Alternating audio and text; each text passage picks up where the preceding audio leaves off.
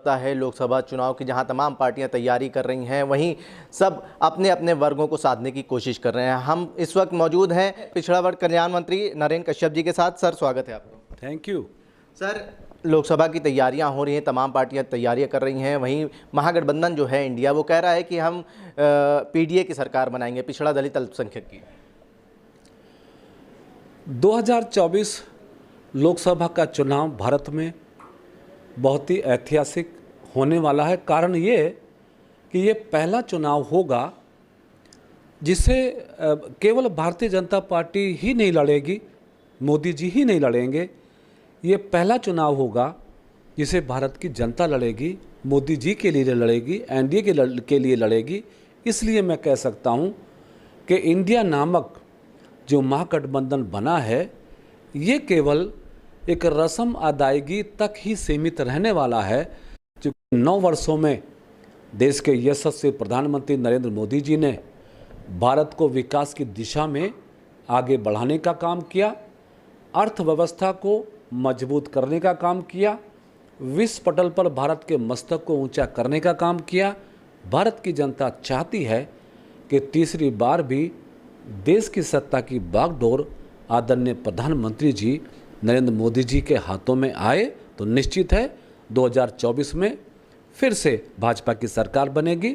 चूँकि मैं पिछड़ा वर्ग कल्याण विभाग के मंत्री के साथ साथ पिछड़ा वर्ग मोर्चे का अध्यक्ष भी हूँ, इस नाते निश्चित मेरा ये मत भी है कि देश में हो चाहे उत्तर प्रदेश में हो, पिछड़ा वर्ग जिसकी आबादी 50% से अधिक यानी 52 से भी अधिक है, इस पिछड़े समाज के बड़े समूह ने देखा है कि जब से प्रधानमंत्री के रूप में आदरणीय मोदी जी ने सत्ता संभाली है, चाहे संवैधानिक अधिकारों को दिलाने का विषय हो, सामाजिक सम्मान या राजनीतिक हिस्सेदारी देने का विषय हो, जितने बड़े पैमाने पर पिछड़ों को सहारा देकर प्रधानमंत्री जी ने आगे बढ़ाने का प्रयास किया है, उससे तमाम पिछड़े समाज के लोग खासा प्रभावित हैं।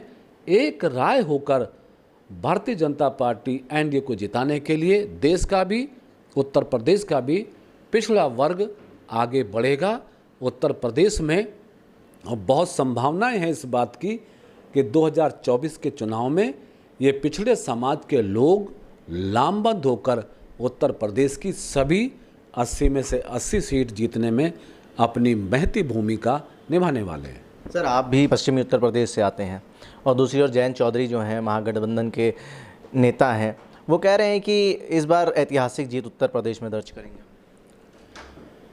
अपोजिशन के पास अब कहने के लिए कुछ भी नहीं बचा है, क्योंकि 2019 का लोकसभा का चुनाव, उत्तर प्रदेश का चुनाव भी देश ने देखा है। 2019 का महागठबंधन जो एसपी, बीएसपी, आरएलडी और तमाम दलों को साथ लेकर बना था, उससे मजबूत और बड़ा गठबंधन ना तो यूपी में हो सकता है ना देश में हो सकता है।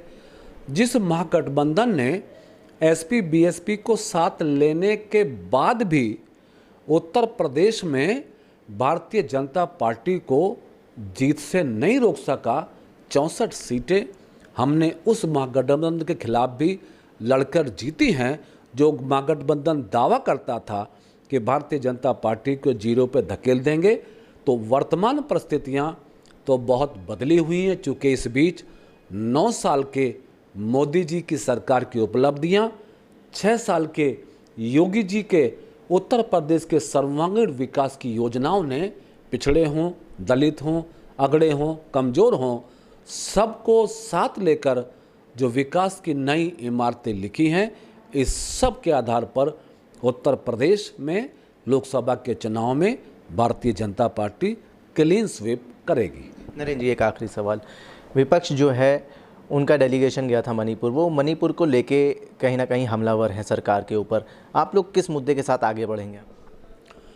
मणिपुर की घटना को लेकर हमारे देश के प्रधानमंत्री जी ने बहुत दुख भी व्यक्त किया, आक्रोश भी किया, लेकिन विपक्ष को याद रखना होगा कि वेस्ट बंगाल पर भी विपक्ष ध्यान दे, राजस्थान पे विपक्ष ध्यान दे, वेस्ट बंगाल एक ऐसा प्रदेश है जिसमें लंबे समय से, अभी सबने देखा, पंचायत के चुनाव में खुलेआम कत्लेआम हुआ, लोकतंत्र की हत्या हुई।